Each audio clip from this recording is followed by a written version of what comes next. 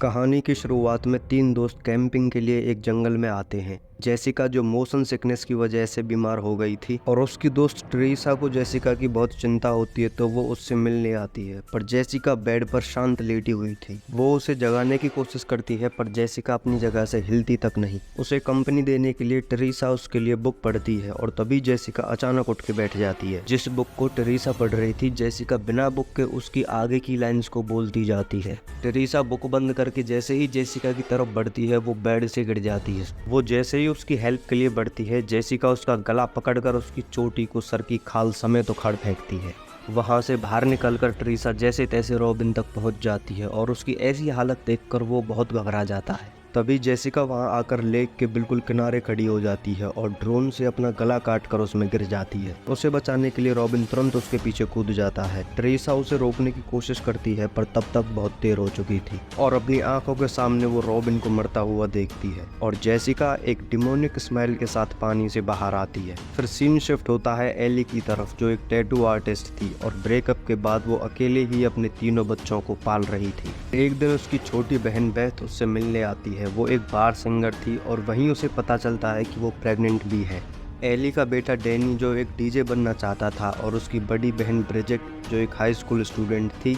सबसे छोटी थी कैसी जो हमेशा ही अपनी इमेजिनेशन में खोई रहती थी। एली अपने बच्चों की बेहतर परवरिश के लिए पहले से ही स्ट्रगल कर रही थी और बेथ ने आकर उसकी मुश्किलें और बढ़ा दी। जब उसे पता चला कि बेथ प्रेग्नेंट है तो इस खुशी में उसने बच्चों को बाहर पिज्जा लेने भेज दिया। जब वो पार्किंग से घर लौट रहे थे तभी वहाँ अर्थक्वेक आता है और जिससे डरकर कैसी अपनी कोल्ड ड्रिंक्स छोड़कर डैनी के पास भाग जाती है। तीनों भागकर घर जाने की कोशिश करते हैं पर जमीन में बनते क्रैक्स को देखकर वो लोग वहीं छिपकर अर्थक्वेक के जाने का वेट करते हैं। अर्थक्वेक चला जाता है और वो तीनों बिल्कुल सेफ थे। तभी डैनी की नज़र बेसमेंट में जाती है जो क्रैक्स की वजह से दिखने लगा था। क्यूरियस डैनी नीचे जाकर देखता है वहाँ दो रूम थे। पहले रूम में उसे कुछ एनवेलप और प्रीस्ट की फोटोज और कुछ सीडीज मिलती हैं जिन्हें वो अपने बैग में रख लेता है। दूसरा रूम क्रॉसेस से भरा हुआ था और उसके सेंटर में एक कॉफिन था। अर्थक्वेक की वजह से उस कॉफिन में एक बड़ा छेद हो गया था और उसमें देखने पर डैनी को कोई डेड बॉडी की जगह एक मिस्टीरियस बुक मिलती है। कवरिंग हटाते ही उसमें से बहुत सारे कीड़े निकलते हैं। अब वो बुक डैनी के सामने थी और टाइम वेस्ट किए बिना वो उसे भी अपने बैग में रख लेता है। अर्थक्वेक की वजह से मोबाइल में सिग्नल भी नहीं आ रहे थे और इसी वजह से एली खुद अपने बच्चों को लेने जाने लगती है पर उन्हें लिफ्ट से आते हुए देखकर उसकी जान में जान आ जाती है।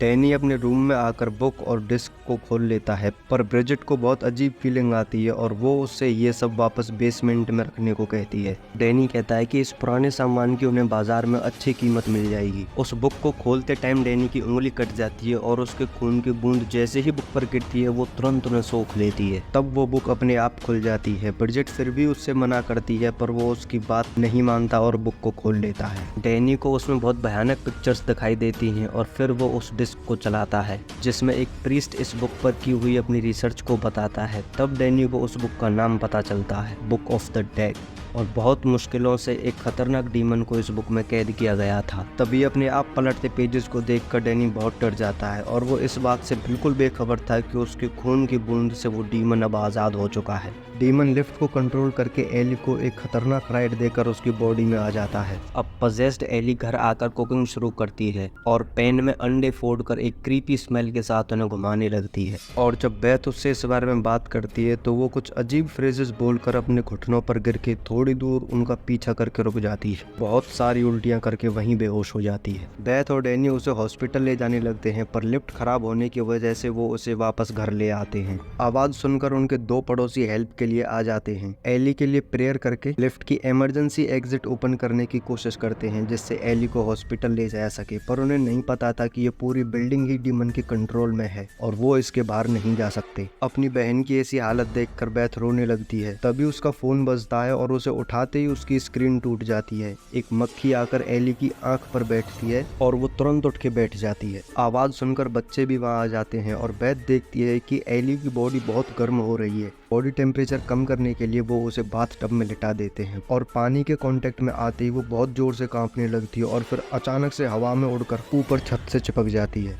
पूरे घर में उसकी चीखें गूंजती हैं और वो मिरर का टुकड़ा लेकर बेथ की तरफ धीरे धीरे बढ़ने लगती है। बचाव के लिए बेथ अपना हाथ आगे कर देती है और वो मिरर उसके हाथ के आर पार निकल जाता है। ये देखकर ब्रिजेट बहुत जोर से चिल्लाती है और अब एली ब्रिजेट पर अटैक करती है। वो एक टैटू निडल को ब्रिजेट की आंख की तरफ बढ़ाती है, पर ब्रिजेट अपना मुंह फेर के अपनी आंख को बचा लेती है। ब्रिजेट की आवाज़ सुनकर नेबर्स वहां आ जाते हैं, पर सिचुएशन से बेखबर वो लोग सीधे एली को ही बुलाने लगते हैं और एली उन पर ऐसा अटैक करती है कि उनमें से एक की तो तुरंत ही जीसस से मीटिंग हो जाती है। अब रहा वो बेचारा ओल्ड मैन, वो एक पुरानी सी शॉटगन से एली को मारने की कोशिश करता है, पर इससे पहले कि उसकी गोली चले एली उसे भी मुक्त कर देती है। बेथ मेन गेट बंद करके उसके सामने टेबल लगा देती है और एली बाहर से गेट पर सर मारती रहती है खोलने के लिए, मानो खुद मौत उनके गेट पर दस्तक दे रही हो। कुछ देर बाद आवाज़ आनी बंद हो जाती है और बेथ पीप होल में से देखती है तो एली एक डरावनी स्मेल के साथ उल्टा उसकी तरफ देख रही थी। वो विंडो के पास आकर वहां जा रहे एक इंसान को हेल्प के लिए आवाज़ लगाती है, पर उसकी आवाज़ उस तक पहुंचती ही नहीं है। तभी ब्रिजेट नोटिस करती है कि उनकी मॉम की कंडीशन इस एंशिएंट बुक की पिक्चर्स से बहुत मिलती है और वो कहती है कि ये सारी मुसीबत इस बुक की वजह से आई है। डैनी उससे माफ़ी मांगता है और फिर वो दोनों आपस में लड़ने लगते हैं। बेथ आकर उन दोनों को अलग करती है और तब उसे उस बुक के बारे में पता चलता है। वो डैनी के रूम में जाकर उस बुक को देखती है और डैनी उस डिस्क के बारे में भी उसे बताता है। उसी टाइम ब्रिजेट अपने रूम में जाकर टैटू नीडल को उस वुंड को साफ करती है, पर वो और बढ़ जाता है और उसकी नाक आंख में से काला खून निकलने लगता है। वो तुरंत किचन में जाकर पानी पीती है और तभी उसे अपने गले में कुछ महसूस होता है और उसके मुंह में से वॉर्म्स निकलते हैं। अपनी मॉम की आवाज़ सुनकर कैसी मेन डोर के पीप होल पर पहुंच जाती है। डीमन उसे ट्रिक करने के लिए एली की आवाज़ में उसे गेट खोलने के लिए कहता है और गेट खोलते ही एक बड़ा हाथ कैसी को पकड़ लेता है। आवाज़ सुनकर बेथ वहां आ जाती है, कैसी को बचाकर बड़ी मुश्किल से गेट को दोबारा लॉक कर देती है। डैनी और कैसी अपने रूम में आ जाते हैं। किचन से आ रही आवाज़ सुनकर बेथ देखती है कि ब्रिजेट स्टोव पर बैठी हुई थी। बेथ के आवाज़ लगाने पर ब्रिजेट धीरे धीरे उसकी तरफ मुड़ती है। वो बड़े आराम से एक गिलास को खा रही थी। अब डीमन ने ब्रिजेट को पजेस कर लिया था और एक टेरिफाइंग स्मेल के बाद वो बेथ के मुंह पर खून थूक देती है। चाकू उठाकर उसे मारने के लिए बढ़ने लगती है और बेथ उसमें लात मारकर उसे पीछे कर देती है। पजेस्ड ब्रिजेट एक ग्रेटर को उठाकर उसके पैर को छील देती है और अपनी जान बचाने के लिए बेथ एक पेन को उठाकर ब्रिजेट को नॉकआउट कर देती है। आवाज़ सुनकर डैनी भी वहां आ जाता है और ब्रिजेट खड़ी होकर डैनी की तरफ भागने लगती है। वो अपनी जान बचाने के लिए अपने रूम में आता है। वहां कैसी को खड़ी देखकर ब्रिजेट अपना टारगेट बदल देती है। अपनी जान बचाने के लिए कैसी एक 2-2 स्टिक को आगे कर देती है, जिसका नुकीला हिस्सा ब्रिजेट के सर के आर पार निकल जाता है। ब्रिजेट उसे बाहर निकालती है और फिर तुरंत ही जमीन पर गिर जाती है। फिर बेथ डैनी के रूम में आकर वो डिस्क सुनती है, इस उम्मीद से कि शायद इस डीमन से बचने का कोई उपाय मिल सके, और उसे पता चलता है कि इस प्रीस्ट ने भी अपने खून से इस बुक को ओपन करके डीमन से बात करने की कोशिश की थी, पर इस डीमन के बहुत ही ब्लड थ्रस्टी और पावरफुल होने के कारण वो इसे कंट्रोल नहीं कर पाया। डीमन को रिलीज करने के लिए प्रीस्ट बहुत रिग्रेट फील करता है और फ्यूचर जनरेशन को वार्न भी करता है इस बुक से अलग रहने के लिए, क्योंकि इस डीमन को हमेशा के लिए ख़त्म कभी नहीं किया जा सकता। सिर्फ पजेस्ड बॉडी को डिस्ट्रॉय करके इस डीमन को वापस बुक के अंदर कैद किया जा सकता है।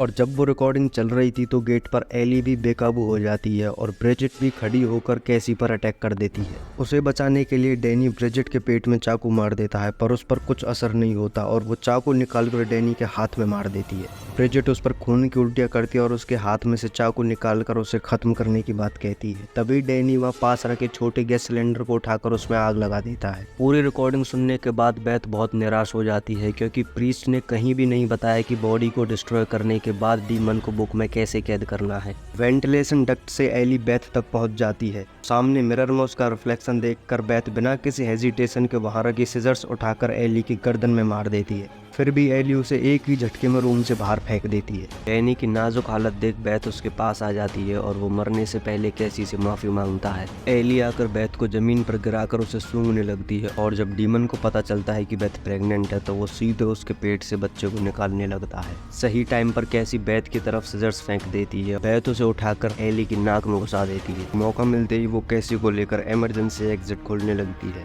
एली को आते देख वो ओल्ड नेबर की डेड बॉडी से शॉटगन ले लेती है। पहली गोली एली के पैर पर लगकर उसका पैर अलग कर देती है। फिर डीमन होस्ट बदलकर एली से नेबर के अंदर आके बेथ का पैर पकड़ लेता है और गोली एली के सर की जगह उसके हाथ में लग जाती है और हॉलवे में सारी लाश इकट्ठा होकर बेथ की तरफ बढ़ने लगती है। और लिफ्ट को चालू देख वो कैसी को लेकर उसमें आ जाती है और लिफ्ट में नीचे से खून भरने लगता है। वो खून से भरी लिफ्ट में ऑलमोस्ट डूब ही गए थे और ग्राउंड फ्लोर पर पहुंचकर खून से भरी लिफ्ट खुल जाती है। बेथ कार लेकर बिल्डिंग के एग्जिट की तरफ बढ़ने लगती है, पर जल्दबाजी में उनकी गाड़ी का पहिया एक गड्ढे में फंस जाता है। उनके पीछे बिल्डिंग का गेट हिलने लगता है और डीमन फिर से आ जाता है और इस बार सारी डेड बॉडीज एक साथ ज्वाइंट होकर उनका पीछा करती हैं। वो डीमन से बचने के लिए कार के आगे पीछे छिपते रहते हैं। तभी बेथ नोटिस करती है कि बिल्डिंग की एग्जिट का मेन डोर बंद होने वाला है। ये उनके सर्वाइवल का आखिरी चांस था। दोनों गेट की तरफ भागती हैं। बेथ निकल जाती है पर डीमन कैसी का पैर पकड़कर उसे वापस खींच लेता है। वो कैसी को एक वैन में रख के चेन सॉ उठाकर उसकी तरफ बढ़ने लगता है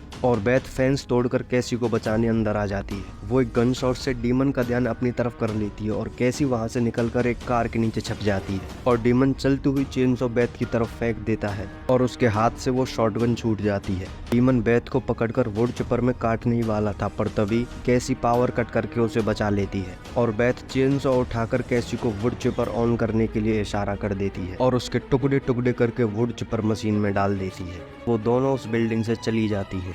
फिर कुछ टाइम बाद एक लड़की उस बिल्डिंग के अंडरग्राउंड पार्किंग लॉट में आती है और वो लड़की कोई और नहीं जेसिका ही थी जो हमने मूवी के स्टार्टिंग सीन में देखी थी। और डीमन एली की बॉडी छोड़कर अपनी नई होस्ट जेसिका के अंदर आकर अपने डेडली गेम को कंटिन्यू करता है। That's it for today guys. Thanks for watching. Stay tuned for more stories like this.